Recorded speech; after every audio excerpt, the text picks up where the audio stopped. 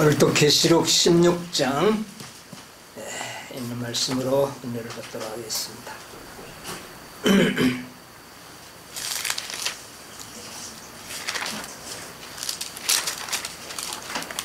16장 12절로부터 제가 읽겠습니다.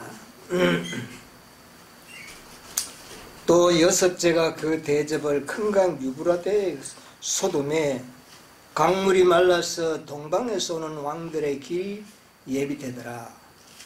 또 내가 봄에 개구리 같은 새 더러운 영이 용의 입과 짐승의 입과 거짓 선지자의 입에서 나오니. 13절까지만 읽겠습니다.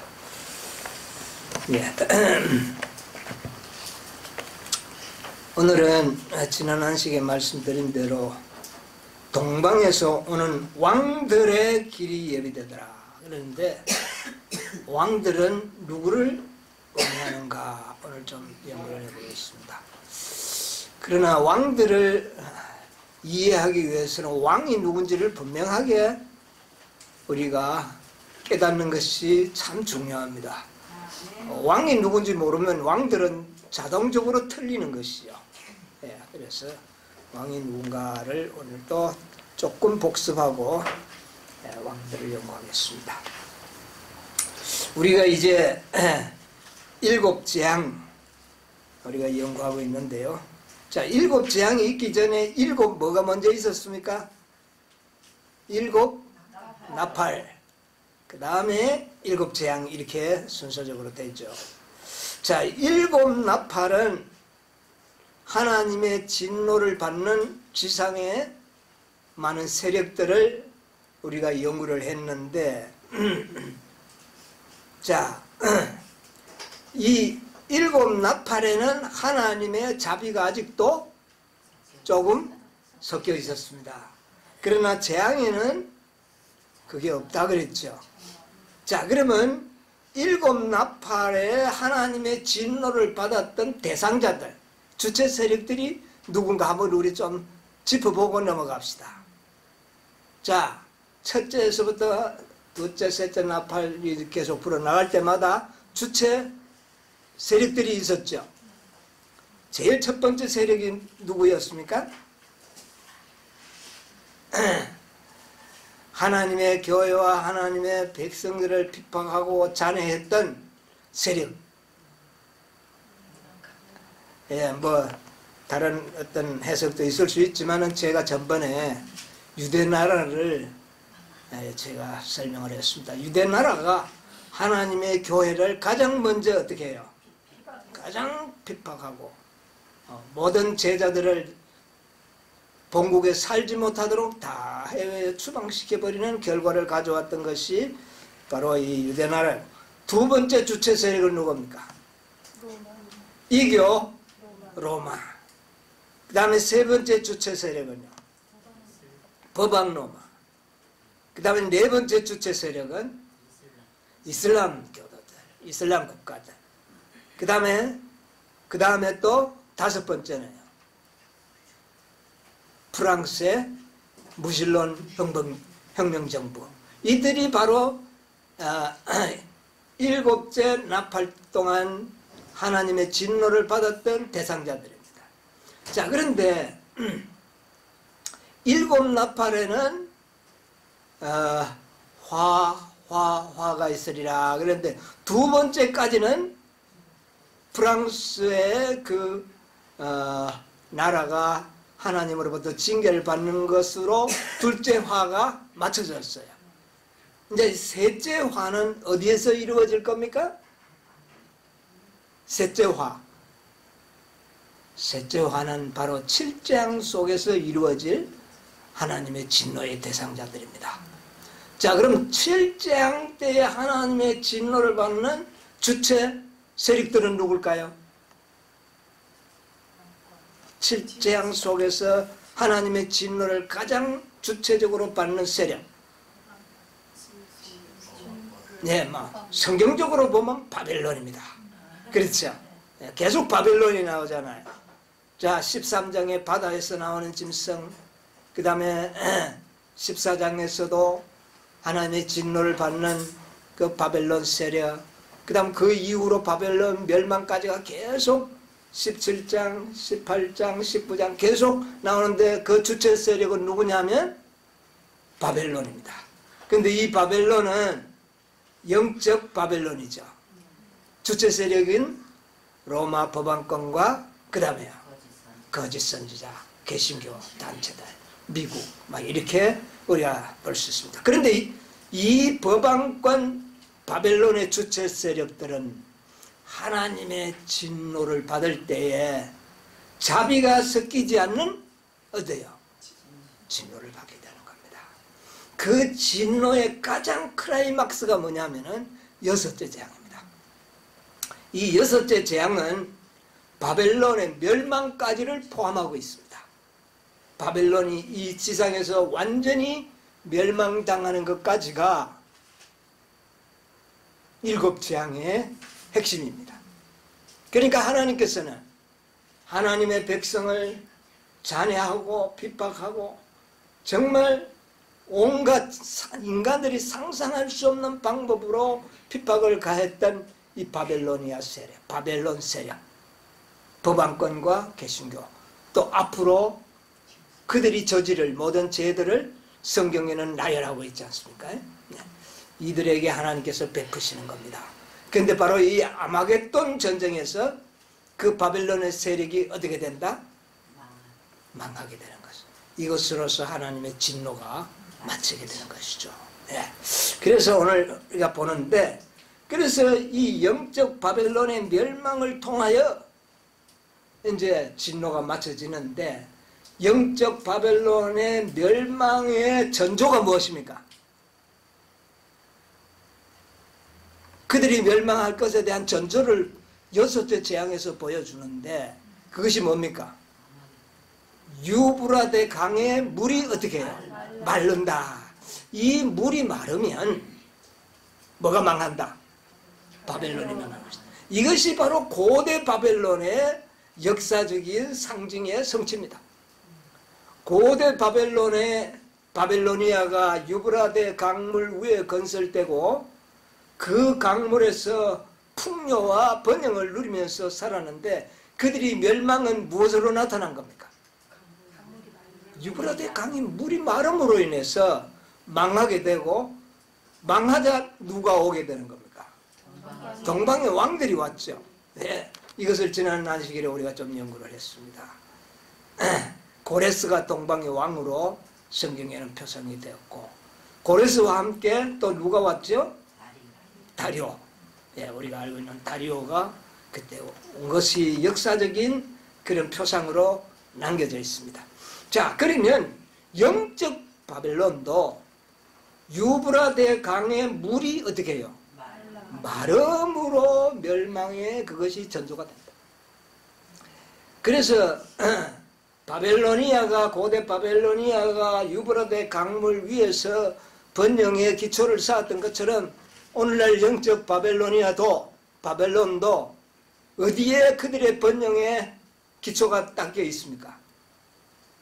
이 땅에 있는 무수한 나라, 백성, 방언들이 그를 뭐함으로? 추앙함으로 그들은 이 세상에 그런 엄청난 부와 명예를, 또 권세를 누리게 되었거든요. 그런데 이게 어떻게 된다? 마를 것이라는 것이죠. 이게 마르면 뭐가 망하는 겁니까? 바벨론이 망하는 겁니다. 예, 그래서 이런 역사들을 우리가 지난 안식일에 공부를 했는데, 그러면 그때 과연 영적 바벨론이 멸망할 때에 오시는 여기에 동방의 왕, 여기에 대해서 우리 다시 우리가 한번 성경적으로 복습을 해보도록 하겠습니다. 이게 정확해야 그 다음에 동방에서 오는 왕들, 복수로 쓰여진 이 말씀의 진리를 우리가 알 수 있기 때문에 그렇습니다. 자, 우리 이사야서 41장에 있는 말씀을 한번 볼까요? 41장 2절을 한번 읽어보세요. 누가 동방에서 사람을 일으키며 의로 불러서 자기 발 앞에 이르게 하였느뇨. 열국으로 그 그 앞에 굴복케 하며 그로 왕들을 처리하게 하되 그들로 그의 칼에 티끌 같게 그의 활에 불리는 촉에 같게 하네. 예, 자 여기에 누가 동방에서 사람을 일으키며 또 의로 불러서, 그러니까 여기에 나오는 이 하나님께서 부르신 이 동방의 사람이 누구냐고 말이에요. 여기서 우리가 말씀을 보면 누구라는 사실이 짐작이 됩니까? 동방에서 오는 사람이 누구냐고 말이에요. 힌트가 주어졌는데 그 다음에 뭐라고 이야기했습니까? 의로 부를 자. 그러니까 의로 부를 자는 누구밖에 없어요. 예수님을. 그러니까 예수님을 동방의 사람으로 성경에 어떻게 해요? 묘사했다는 것을 우리가 알게 되는 겁니다. 우리가 이제 성경에 보면 동방이라는 말도 나오고 동편이라는 말도 나오고 동쪽이라는 말도 나옵니다. 그래서 혹시 생각할 때 동방과 동쪽은 좀 의미가 다른 게 아닌가? 이렇게 생각할 수도 있습니다. 그래서 그것을 좀 제가 여러 절두를 찾아보니까 킹 흠정역 성경에 보면 이사야 41장 2절에 우리 한번 찾아 읽어볼래요? 흠정역으로 41장 2절에 보면 누가 동쪽으로부터 의로운 사람을 일으키고 여기 보니까 어디로부터? 동쪽으로부터. 근데 여기에 우리 개혁 성경에는 동방이라 그랬고 여기는 어디라 그랬어요? 동쪽. 그러니까 동방과 동쪽이 같은 말이라는 것이 되고, 그런데 킹 흠정역에는 동방이라는 말은 한마디도 안 나옵니다. 동방이라는 말이 안 나오고 모두가 다 동쪽으로 번역이 돼서 나옵니다. 그러면 이런 여러 가지 사정상 우리가 말씀을 보았을 때 동방과 동쪽은 결코 구별할 필요가 없다는 것을, 의미상 구별이 시킬 필요가 없다는 것을 알게 되는 겁니다. 자, 그 다음에 41장 25절을 한번 보세요. 이사야서. 내가 한 사람을 일으켜 북방에서 오게 하며 내 이름을 부르는 자를 해 돋는 곳에서 오게 하였나니 그가 이르러 방백들을 해산물 같이 토기장이의 진흙을 밟은 같이 밟을 것이다. 자, 여기에 이야기하는 북방에서 오는 사람, 또 내 이름을 부르는 자를 어디에서 오는 사람? 해돋는 곳에서 오게 하는 사람. 이 자가 토기장의 진흙을 밟은 같이 이 세상을 심판할 것을 예언한 거 아닙니까? 그러면 이분이 누구냐고 말이에요. 이거는 어떤 인간 왕에 100% 적용시켜서는 해석이 안 되는 이야기예요. 이것은 예수님을 상징적으로 말씀하신 것이 확실하다는 겁니다.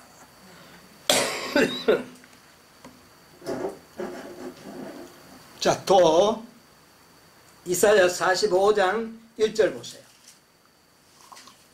나 여호와는 나의 기름 받은 고레스의 오른손을 잡고 열국으로 그 앞에 항복하게 하며 여기 보니까 이제 이사야는 하나님의 계시를 통하여 받은 기별이 뭡니까?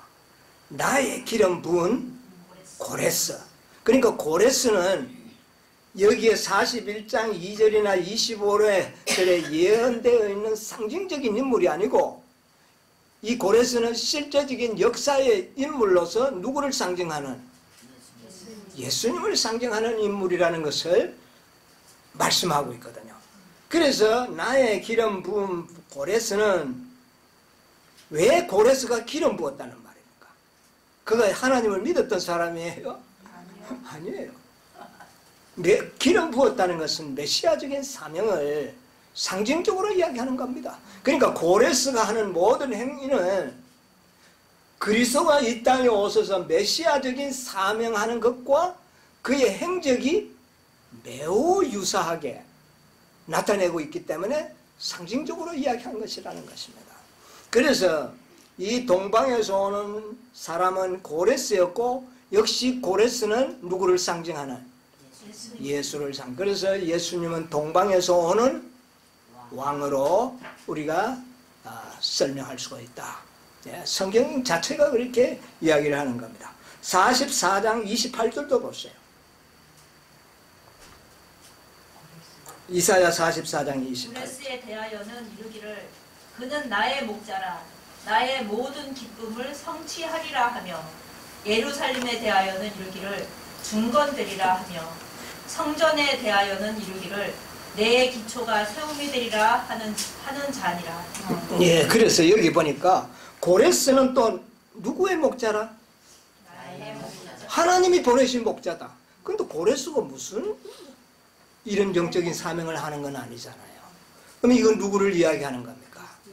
그리스도를 이야기하는 것이거든. 나는 선한 목자라. 하나님이 보내신 목자로 예수님은 스스로를 나타냈다는 것입니다. 그래서 이 이사야서를 자세히 우리가 들여다봤을 때 동방에서 온 고레스는 예수님을 상징했고 예수님 또한 동방의 왕으로 계시록 16장에는 표상으로 나타냈었다.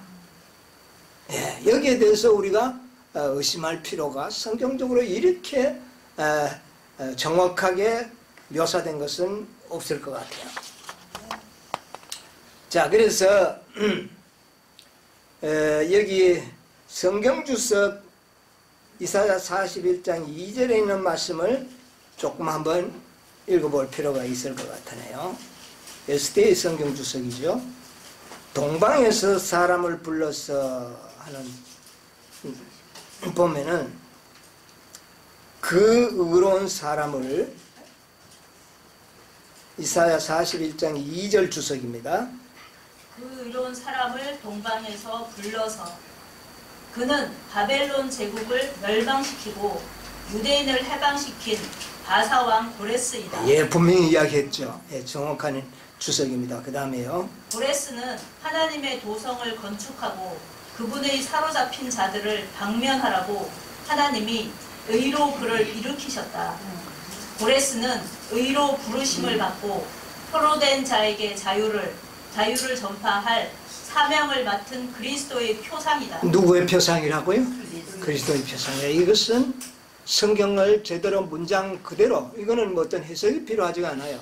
문장을 제대로 이해만 하면 고레스는 예수님의 표상이라는 것을 누구나 다 알 수 있습니다. 예, 그 다음에요.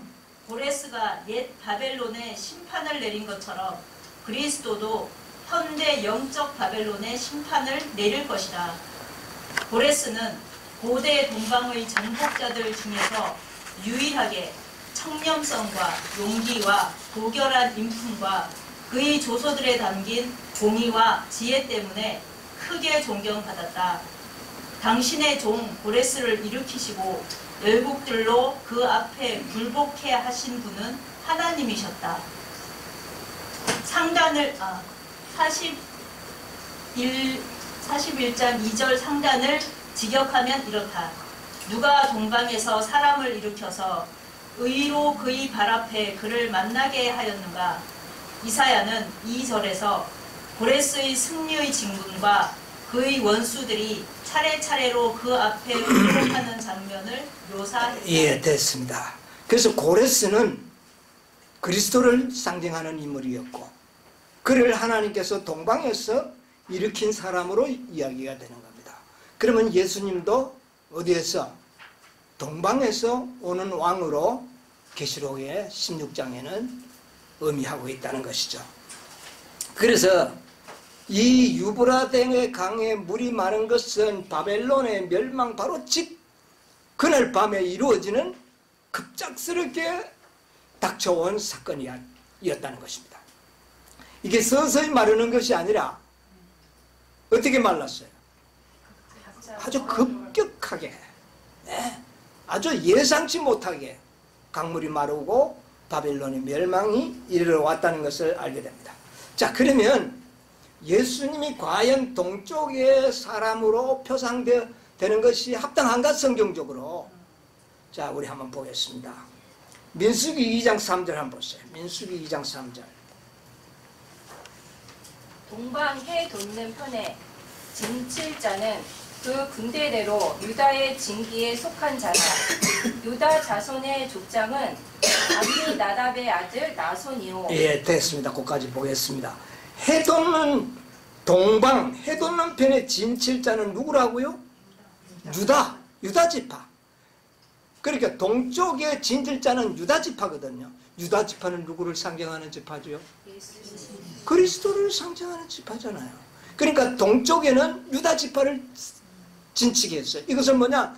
유다 지파가 있는 것은 바로 예수님을 상징하고 있기 때문에 그렇습니다.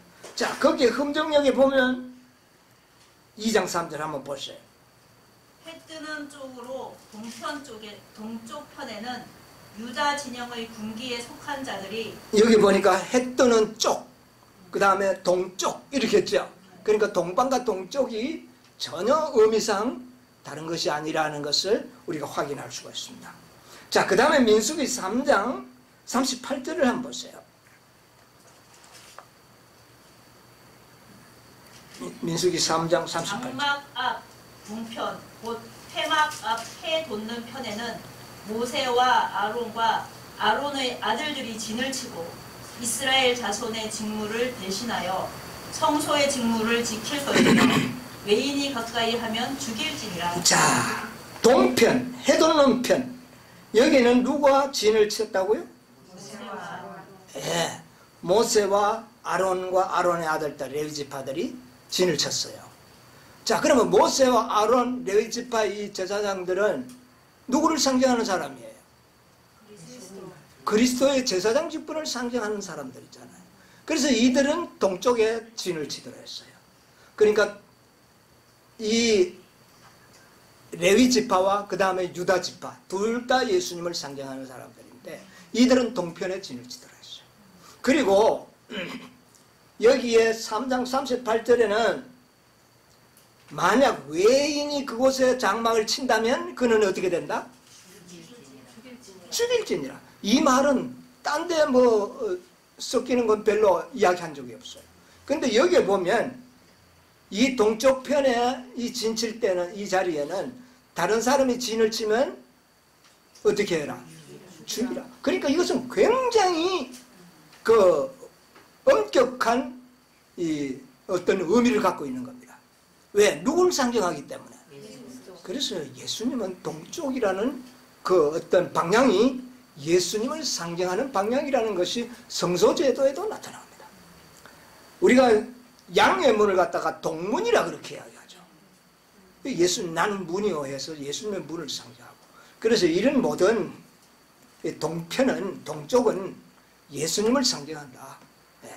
그게 방향도 그런 의미를 가지고 있다는 것을 우리가 좀 알고 지날 필요가 있습니다. 자, 그 다음에 계시록 7장 2절을 한번 볼게요. 또 봄에 다른 천사가 살아계신 하나님의 인을 가지고 해 돋는 데로부터 올라와서 땅과 바다를 해롭게 할 권세를 얻은 네 천사를 향하여 큰 소리로 외쳐 가로되. 자, 여기에 보니까 다른 천사가 살아계신 하나님의 인을 가지고, 이거 몇째 천사죠? 셋째 천사죠. 인을 가진 천사니까. 인을 가진 천사가 하나님의 인을 가지고 어디로부터? 해 돋는 데로부터 올라왔다. 이게 이 말로 봐서는 그대로 읽고 아멘 하면 되기는 되는데, 우리가 분명히 우리가 알 필요가 있어요. 여기 보면 흠정역에는 동쪽으로부터 올라와 그랬어요. 그러니까 해 돋는 곳이나 동쪽은 같은 곳이다. 근데 이 말을 성경만 갔을 때는 그대로 읽으면 되지만 분명한 의미를 가지고 있어요. 뭐냐? 초기 문집 37쪽에서 38쪽을 한번 보세요. 초기 문집 37쪽 38쪽. 나는 내 천사가 해야 할 일을 받아가지고 지상으로 가는 것을 보았으며, 나는 내 천사가 해야 할 일을 받아가지고 지상으로 가는 것을 보았으며. 예, 바람을 붙드는 천사죠. 예. 예수께서는 제사장의 옷을 입으시고 동정어린 눈으로 나무 무리를 지켜보시면서 두 손을 치켜들고 갖은 연민이 섞인 음성으로 나의 피, 아버지 나의 피, 나의 피, 나의 피 하고 부르짖는 것을 보았다. 나는 그때 흰 보좌 위에 앉아 계신 하나님께로부터 매우 밝은 빛이 흘러나와 예수님이 계신 곳을 비치는 것을 보았다. 그때 한 천사가 이 한 천사가 누굴까요? 셋째 천사. 이 한 천사는 셋째 천사를 말하는 겁니다. 자, 계속 보세요. 그때 한 천사가 예수께로부터 명령을 받고 자기 일을 하러 지상으로 가고 있는 네 천사에게 신속하게 날아가는 것을 보았는데 그는 무엇인가 손에 들고 그것을 위아래로 흔들면서 큰 소리로 하나님의 종들의 이마에 인을 치기까지 붙잡으라 붙잡으라 붙잡으라고 외쳤다. 이 한 천사가 인치는 사업이 마칠 때까지 바람을 어떻게 해요? 붙잡아 달라고 하는 외침을 여기서 보게 되는데, 자, 성경에는 어디에서부터 올라온 천사라 그랬어요? 해돋는 곳으로. 흠정역에는 동쪽으로부터. 근데 예언의 시내는 그 동쪽과 해돋는 곳이 누구를 상징했다는 거예요? 예수님을 상징한 겁니다. 예. 그래서 예수님은 동쪽으로 표상되었고 동쪽으로부터 살아계신 하나님의 인을 가진 천사가 이 땅에 내려오는 것을 우리가 성경과 예언의 신을 통해서 확인할 수가 있습니다. 그래서 예수님은 동편, 동방 이런 그 방향에 예수님을 상징하는 방향이라는 것을 우리가 알 수가 있습니다. 상징적으로 그렇다는 말입니다. 모든 동쪽이 다 예수입니다. 이렇게는 말하는 것이 아니고 이 성경에 상징적으로 이야기할 때 성소제도회나 이런 데서 상징하는 것은 다 누구를요? 예수님을 상징하는 말씀이다 하는 것을 우리가 알게 되는 것이죠. 자, 그래서 이제 우리는 예수님이 동방의 왕이라고 하는 데 대해서는 우리가 확고한 성경적인 해답을 우리가 이제 얻었습니다. 그렇죠? 예언의 신을 통해서도 이제 우리가 얻었습니다. 자, 그러면 동방의 왕들을 이제 우리가 한번 생각을 해 보도록 하겠습니다. 자, 16장 12절에 뭐라 그랬습니까? 또 여섯째가 그 대적을 큰 강 유브라데에 쏟음에 강물이 말라서 동방에서 오는 왕들의 길이 예비되더라. 여기도 흠정역에 보면 동방에서가 아니라 동쪽에서 오는 왕들의 길이 예비되더라. 그러니까 동쪽은 누구를 상징한다? 예수님을 상징한다. 네. 이것을 우리가 확인할 수가 있습니다. 자, 오는 길들이 왕들의 길이 예비되더라. 이제 왕들이지 않습니까? 네. 왕들. 네. 왕은 예수님은 분명한데 왕들 함께 오는 왕은 누군가? 예, 함께 오는 왕은 누구를 의미하는가 하는 것을 좀 연구를 해보겠습니다. 결론부터 제가 말씀드리면 함께 오는 왕들은 아버지 하나님을 상징합니다. 아마 여기에 조금 의아심을 가진 분들이 딱 이야기 들을 때는 좀 생길 수 있어요. 있을 수 있지만 이제 이 성경을 풀어보면 확실하다는 것을 알게 됩니다. 자, 먼저 제가 그렇게 결론 짓는 이유는 계시록 6장 15절로 17절을 보세요. 여기에 제가 키포인트를 땅의 쓰는 것입니다. 왕들과 위대한 자들과 부자들과 총대장들과 용사들과 모든 남자 노예와 모든 자유로운 남자가 동굴과 산들의 바위들 속에 숨고 산들과 바위들에게 이르되 우리 위에 떨어져 왕자의 앉으신 분의 얼굴에서와 어린 양의 진노에서 우리를 숨기라. 그분의 진노의 큰 날이 이르렀으니 누가 능히 서리요. 예, 자, 왕자에 앉으신 말이가 그는 흠정역입니까? 개혁 성경에는 뭐라 그랬어요? 보좌에 앉으신 이의 낯에서와 그 다음에 또요. 어린 양의 진노에서 우리를 가리우라. 이 어떤 상황입니까 이게? 아니 이게 시제로 봤을 때 어떤 상황이에요? 재림 때에 이 땅에 예수님의 재림의 장면을 보고 묘사한 말입니다. 거기에 최소한도 두 분을 소개하고 있죠. 보좌에 앉으신 분과 그 다음에는요 어린 양. 어린 양은 누굽니까? 예수님 보좌에 앉을 수 있으니까 말할 수 있지만 또 어린 양이 따로 나오기 때문에 다르다는 것을 알게 되는 겁니다. 그럼 보좌에 앉으신 분과 어린 양 두 분이 오셨지 않습니까? 여기 딱 보니까. 그러면 어린 양이 예수님이라면 보좌에 앉으신 분은요 아버지 하나님으로 설명하는 것이 성경적이다. 저는 그렇게 보는 겁니다. 그러나 많은 사람들은 여기에 대해서 깊이 생각을 하지 않았기 때문에 재림 때는 누구만이 오는 것으로요? 그저 아버지의 영광만 가지고 오지 예수님 홀로 오시는 것으로 많은 사람들은 이해하고 있습니다. 대부분의 사람들은. 그러나 이 말씀을 자세히 들여다보면 보좌에 앉으신 분과 어린 양은 다르다는 겁니다. 예. 자, 우리 계시록 5장 13절도 한번 보세요. 내가 또 들으니 하늘 위에와 땅 위에와 땅 아래와 바다 위에와 또 그 가운데 모든 만물이 가로되 보좌에 앉으신 이와 어린 양에게 찬송과 존귀와 영광과 능력을 세세토록 돌리시니. 자, 여기도 보니까 보좌에 앉으신 분과 누가 나옵니까? 어린 양이 나옵니다. 결코 한 분이 아니라는 것은 확실하죠. 보좌에 앉으신 분. 근데 보좌에 앉으신 분의 신분을 직접 말씀하지 않았다는 겁니다. 그러나 보좌에 앉으신 분이 보좌에 앉았다면 왕이지 않습니까? 그러니까 왕들이 온다는 말의 의미가 확실해지는 겁니다. 어린 양은 예수님이니까 확실하지 않습니까? 자, 그래서 보좌에 앉으신 분이 누군가 이것만 알면은 왕들이 누구라는 것을 우리는 어떻게 해요? 알 수 있지 않습니까? 그럼 보좌에 앉으신 분이 누구냐 도대체? 여러분, 우리가 이제 계시록 4장으로 한번 돌아가 봅시다. 계시록 4장 1절을 먼저 한번 읽어볼까요?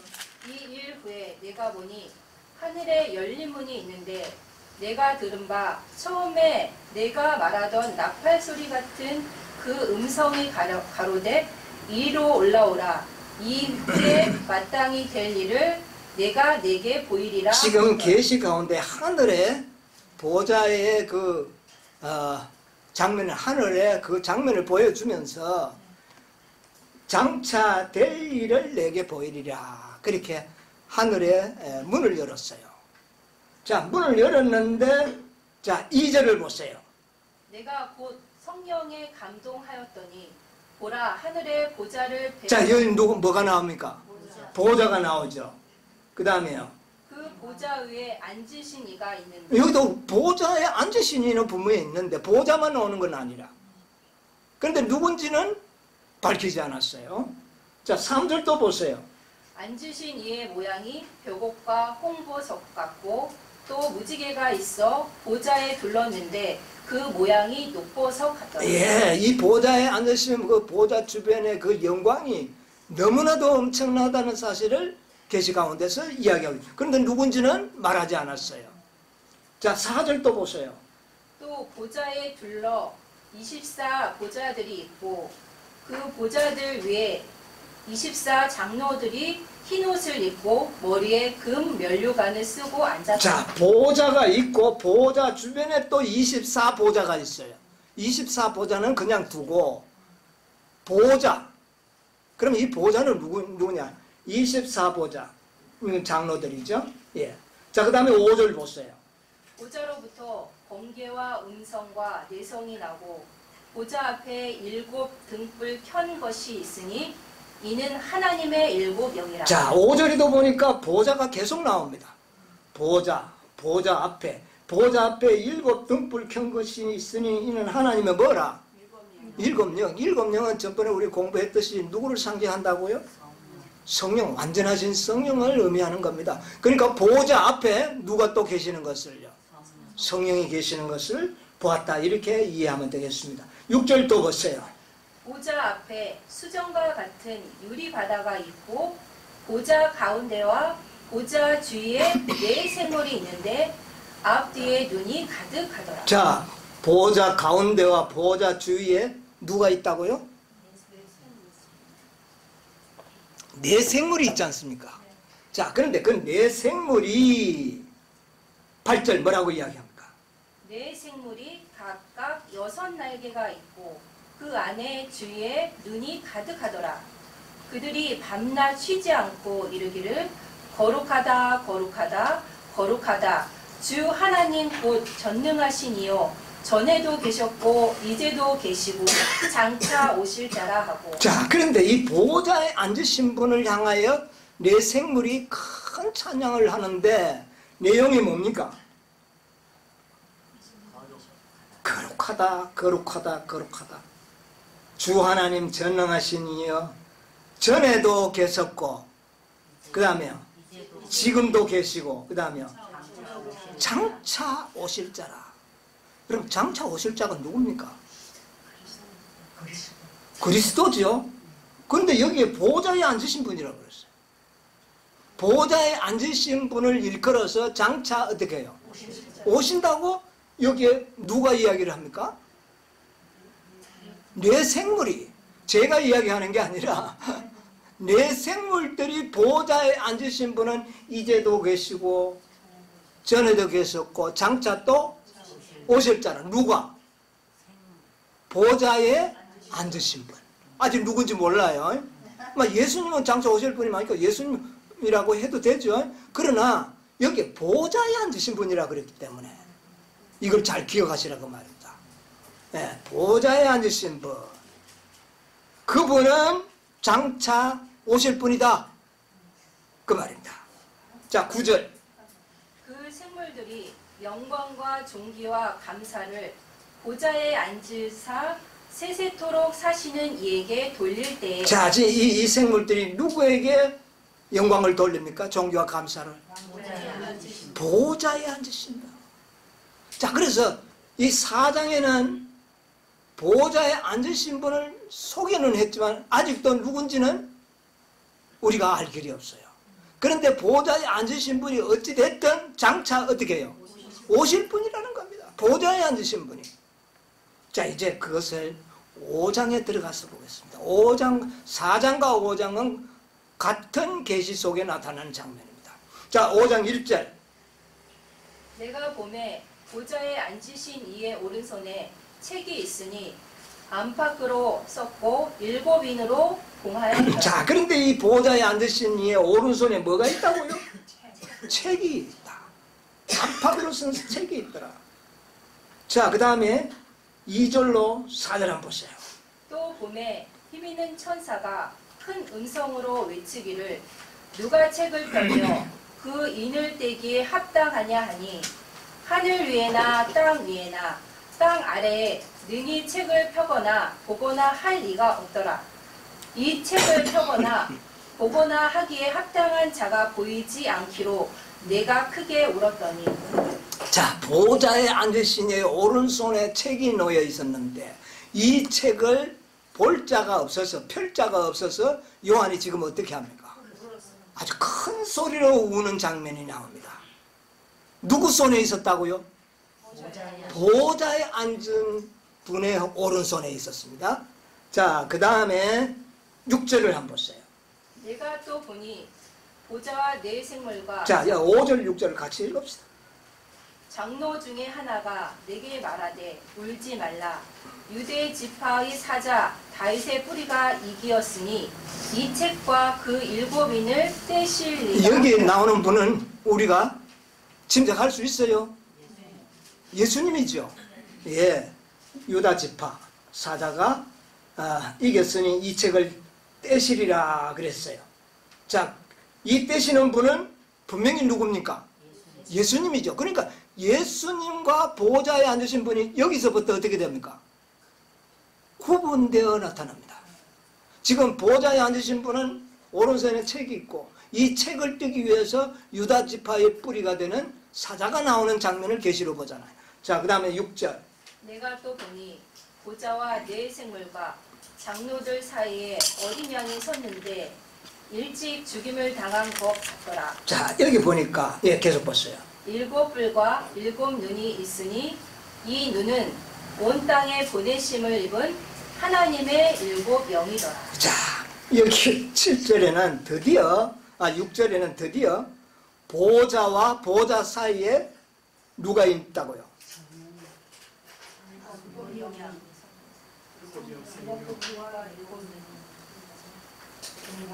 보좌 사이에 어린 양이 섰는데, 성경을 잘 보셔야지 내가 헷갈리네. 어린 양이 섰는데 일찍 죽임을, 그러니까 보좌에 앉으신 분과 어린 양이 여기서 이제 딱 구별돼 나옵니다. 어린 양은 누구를 상징한다? 예수님을 상징한다. 그래, 아직 보좌에 나오신 분을 우리가 제대로 몰라요. 그러면 예수님이 아닌 다른 존재라는 것이죠. 그런데 장차 오실 분이라 그랬죠. 이것을 잘 염두에 두자는 것입니다. 자, 8절을 보세요. 7절. 어린 양이 나와서 보좌에 앉으신 이의 오른손에서 책을 취하시니라. 자, 이제 이 어린 양이 보좌에 앉으신 분의 손에서 책을 취했다. 그러면 이 보좌에 앉으신 분이 누굽니까? 아버지 하나님이죠. 성령은 7 영으로 나타났지 보좌에 앉으신 분으로 묘사되지가 않습니다. 그러면 여기에 나타난 보좌에 앉으신 분은 아버지 하나님이시요, 어린 양은 예수님을 상징한다.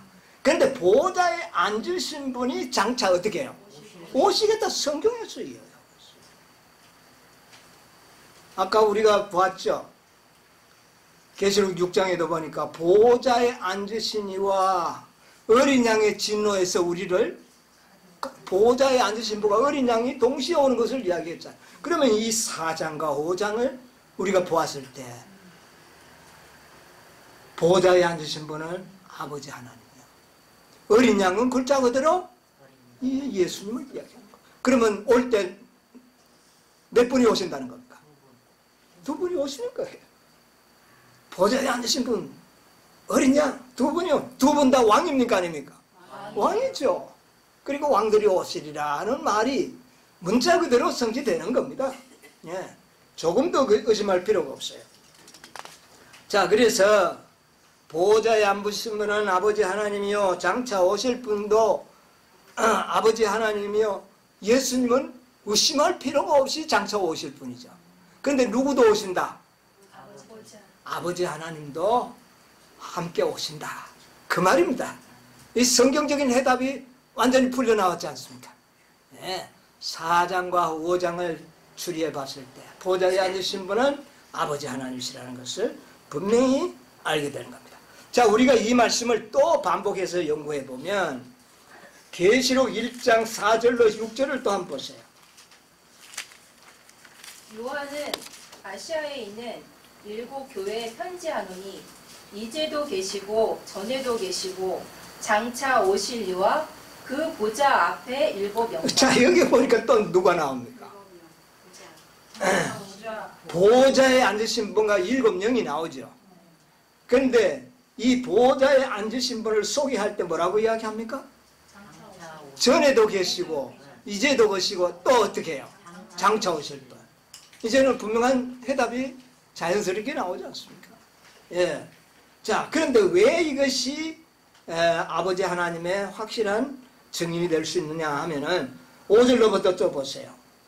또 충성된 증인으로 죽은 자들 가운데서 먼저 나시고 땅의 임금들의 머리가 되신 예수 그리스도로 말미암아 은혜와 평강이 너희에게 있기를 원하노라. 1장에서 인사말에 소개된 예수님은 보좌에 앉으신 분으로 소개되지 않습니다. 어떻게 소개됩니까? 죽은 자 가운데서 어떻게 해요? 먼저 나신 분으로 소개가 되는 겁니다. 그러면서 은혜와 평강이 있을지어다. 인사말이죠? 예. 자, 그 다음에 또 보세요. 6절. 그 아버지 하나님을 위하여 우리를 나라와 제사장으로 삼으신 그에게 영광과 능력이 세세토록 있기를 원하노라. 7절. 볼지어다 구름을 타고 오시리라.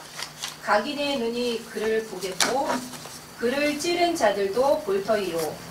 땅에 있는 모든 족속이 그를 인하여 애곡하리니 그러하리라. 자, 이 7절은 아까 6장에서 보호자와 어린 양의 진노에서 우리를 어떻게 해요? 가리우라는 그 표현과 같은 겁니다. 애곡할 때. 그러면 그때도 보호자에 앉으신 분과 어린 양이 구분되어 있었잖아요. 지금 이 4절로부터 7절까지는 삼위 하나님이 다 소개되고 있습니다. 보호자에 앉으신 분과 일곱 영 성령님과 그 다음에 죽으시고 살아나신 예수 그리스도 다 소개되고 있는 거예요. 그래서 이 요한은 삼위 하나님의 이름으로 일곱 교회에 문안 인사를 올리는 겁니다. 문안 인사를 올리는데 동일한 분을 두 번 소개할 필요가 없겠죠. 보호자에 앉으신 분, 아버지 하나님을 이야기하고요. 그리고 아버지 하나님도 장차 오실 분으로 딱 묘사해놓고 들어가는 겁니다. 그 다음에 일곱 영은 성령이요, 죽은 자 가운데 살아나신 분은 예수님. 그래서 여기서도 분명히 구분을 할 수가 있다, 그 말입니다. 자, 이제 이 문제에 대해서는 어느 정도 우리가 이해가 됐으리라고 봅니다. 자, 그러면 보호자와 어린 양의 구분, 이것을 분명히 우리가 좀 해야 되겠죠. 자, 우리 보세요. 계시록 7장 9절로 10절 보세요. 이 일 후에 내가 보니 각 나라와 족속과 백성과 방언에서 아무라도 능히 셀 수 없는 큰 무리가 흰옷을 입고 손에 종려 가지를 들고 보좌 앞과 어린 양 앞에 서서 큰 소리로 외쳐 가로되 구원하심이 보좌에 앉으신 우리 하나님과 어린 양에게 있도다. 자, 여기 보니까 보호자에 앉으신 분과 어린 양을 여기는 막바로 이야기했죠. 보호자에 앉으시는 분은 하나님이라 그랬고 그 다음에 어린 양은 예수 그리스도라는데 의심의 여지가 없어요. 그래서 보호자에 앉으시고 재림 때에 오시는 두 분은 아버지 하나님과 또 예수 그리스도를 분명하게 이야기한다. 자, 우리 7장 17절 또 한번 볼까요? 이는 보좌 가운데 계신 어린 양이 저희의 목자가 되사 생명수 샘으로 인도하시고 하나님께서 저희 눈에서 모든 눈물을 씻어주실. 자, 여기 보면 보호자 가운데 계신 분이 나오죠. 보호자 가운데 계신 분이 누굽니까? 어린 양이에요. 어쨌든 예수님이 보호자 중앙에 계신 것으로 묘사하고 있어요. 네. 그런데 아버지는 소개를 했으나 다른 분은 소개를 하지 않았어요. 네. 그래서 생명의 섬으로 인도하시고 아버지께서 왜 예수님이 보호자 가운데 계시는가? 우리가 하늘에 가서 보면 예수님이 지금까지는 아버지 하나님이 온 우주를 통치하시는 주관자로 소개되어 있습니다. 그런데 예수님이 재림하시고 하늘에 가서는 예수님은 어떻게 될까요? 만왕의 왕이 되는 겁니다. 그래서 오히려 아버지 성령과 함께, 여기는 예수님이 오시는 장면만을 이야기하는 것은 아닙니다. 하늘에서의 그 상황을 묘사한 것이거든요. 예수님이 중앙에 계실 것을 여기에 묘사하고 있습니다. 그만큼 예수님의 위치가 이제 달라진다는 말이죠. 예. 자, 그러면 과연 아버지 하나님이 오신다니까 이건 너무 엄청난 일이니까 사람들은 잘 안 믿으려고 그래요. 그러나 부조와 선지자 339쪽에 있는 말씀을 하나 보도록 하겠습니다.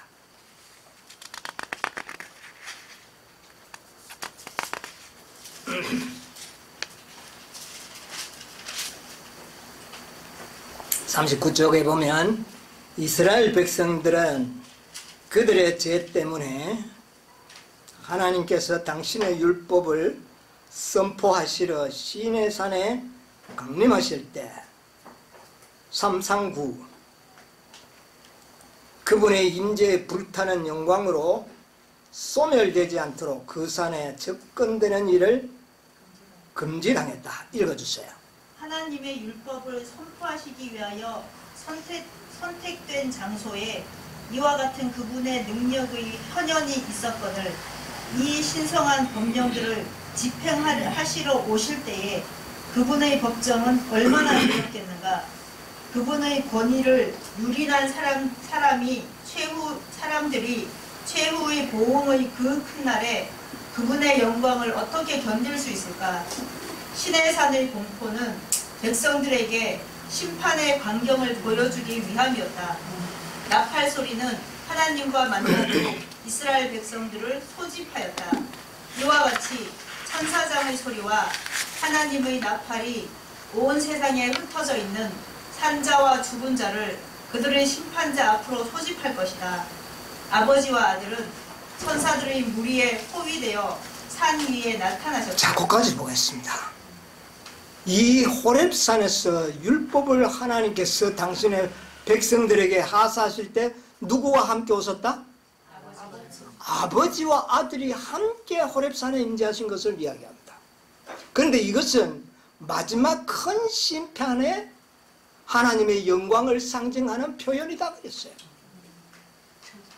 그러면 율법을 하사하는데도 아버지가 오셨다면 6천년 동안 사랑하는 아들의 생명을 통하여 구원받은 이 땅에 의인들을 데리러 오실 때 아버지 하나님이 오시지 않겠느냐 그 말이에요. 논리적으로. 네. 이것은 바로 마지막 큰 심판에 보여주는 하나의 상징이었다. 예. 그리고 큰 심판의 날에는